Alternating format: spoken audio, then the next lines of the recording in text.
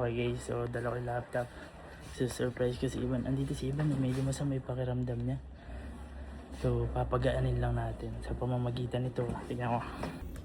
BTS World Tour. Pero ito guys, live lang to. Pero may bayad sa Weavers to, binayaran ko. Check natin. Kasi kahapon, hindi siya nakanood. Hindi siya nakanood kahapon. So ngayon pa lang.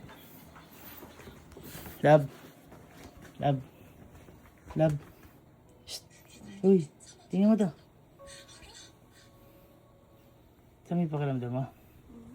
Sama. Tingnan to. Ha? Ayun o. 45 minutes na lang. Mag-i-start na yung concert nila.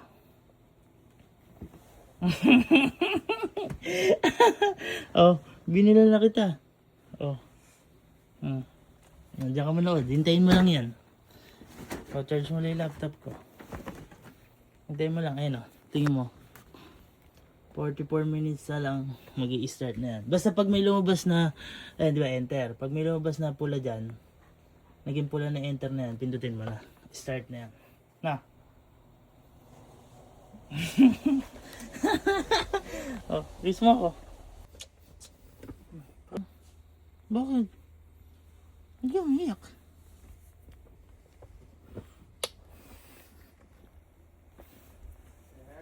Hindi ako umiyak. Umiyak ka sa BTS? Ha? Ha? Ha? Yes, umiyak siya kasi. Lahat ginagawa kong paraan para makanood siya nun. Para at least, for example, concert na dito. Alam naman namin na mahihirapan kami makakuha. So at least, makakuha man kami dito. Ay makakuha man kami ng ticket sa concert ng totoong harap-harapan na. O hindi.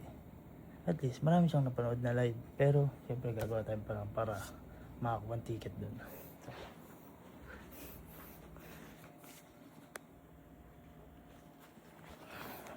Cray siya, no? Ang lupit ko na! 3.5 yata bili ko dun, 2.5. Hindi ko alam. Basta masaya girlfriend ko. Nagka-cray siya.